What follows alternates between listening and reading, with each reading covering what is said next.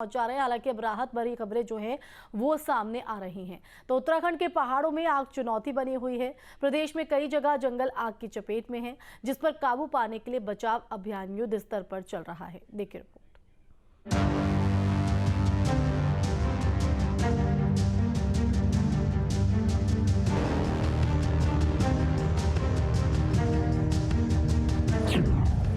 पहाड़ में आग से हड़कंप, वनाग्नि का शिकार उत्तराखंड के जंगल। बड़ी मात्रा में वन संपदा प्रभावित, जंगली जीवों की भी आफत। उत्तराखंड के जंगल इन दिनों इतिहास के सबसे भीषण संकट के दौर से गुजर रहे हैं। पहाड़ी इलाके आग से बुरी तरह से प्रभावित हैं, खासकर नैनीताल के जंगल। ये जंगल बड़ी मात्रा में वनाग्नि का शिकार हुए हैं। इतना ही नहीं, ये आग नैनीताल के जंगल में इस कदर फैल गई है कि आर्मी की सहायता लेनी पड़ी। इतना ही नहीं, जैसे जैसे आग आबादी के करीब आ रही थी, सरकार के साथ साथ वन विभाग के भी हाथ पैर फूल गए। आर्मी की सहायता से आग पर काबू पाने के लिए अभियान चलाया गया। देहरादून में नेताओं के बीच में हलचल बढ़ गई और आग पर काबू पाया, लेकिन हालात अभी भी सामान्य नहीं हुए हैं। आग से सबसे ज्यादा अधिक प्रभावित नैनीताल के जंगल है, जिसमें आग का असर बढ़ने पर आर्मी के हेलीकॉप्टर्स की सहायता ली गई। नैनीताल के बल्दिया खान, जोलीकोट, मंगोली, खुरपाताल, देवीधुरा, भवाली, पाइंस, भीमताल और मुक्तेश्वर समेत कई इलाके आग की चपेट में आ गए थे। 26 अप्रैल को आग ने तेजी पकड़ी, जिसके बाद ज्यादा आग बुझाने का अभियान युद्ध स्तर पर चलाया गया। वहीं मुख्यमंत्री पुष्कर सिंह धामी ने भी उच्च स्तरीय बैठक ली थी।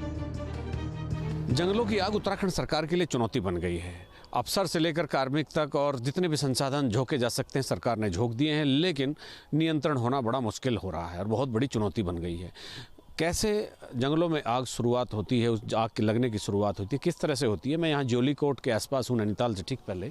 तो मेरे यहाँ इधर दाईं तरफ आप देख सकते हैं कि पहाड़ों पर किस तरह से आग लगने की एक शुरुआत हो रही है। अभी ये आपको धुआं उठता हुआ दिख रहा होगा, लेकिन यहाँ कुछ ना कुछ ऐसा ज़रूर हुआ होगा कि किस वजह से आखिर यहाँ पर ये आग लगी होगी।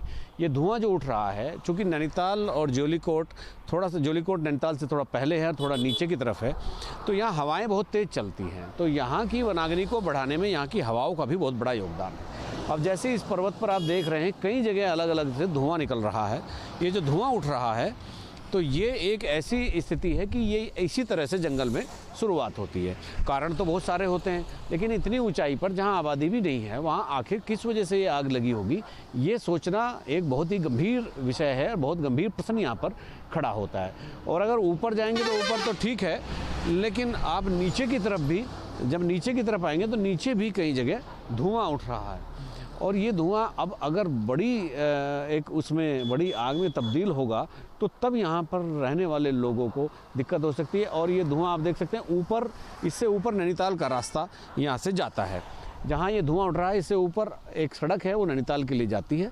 तो ये एक इस तरह की शुरुआत यहाँ पर उत्तराखंड के जंगलों में आग लगने की होती है। इसी को नियंत्रित करने के लिए यहाँ पर पूरे महकमा, पूरी सरकार, मुख्यमंत्री से लेकर के भी PCCF, वन मंत्री, कमिश्नर कुमाऊं, सब इसमें डटे हुए हैं। इतना ही नहीं, आग बुझाने को लेकर प्रशासन भी अलर्ट नजर आ रहा है। देखिए अजीत जी, ऐसा है कि हमारा जो फायर सीजन है, इसको हम 15 फरवरी से मानते हैं। 15 फरवरी के बाद से इस बार घटनाएं बढ़ी हैं। लगभग 300 के आसपास हमारे इंसिडेंट्स हो गए हैं।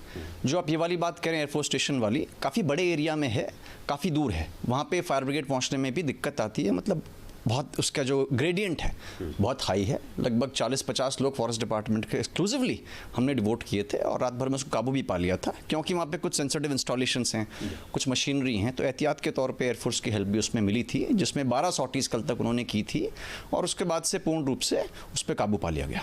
अभी जो अगर मैं कुमाऊं रीजन की, आपके जुरिडिक्शन की बात करता हूं, पूरे कुमाऊं कमिश्नरी की, तो आपके पास आज इस वक्त किस तरह का फीडबैक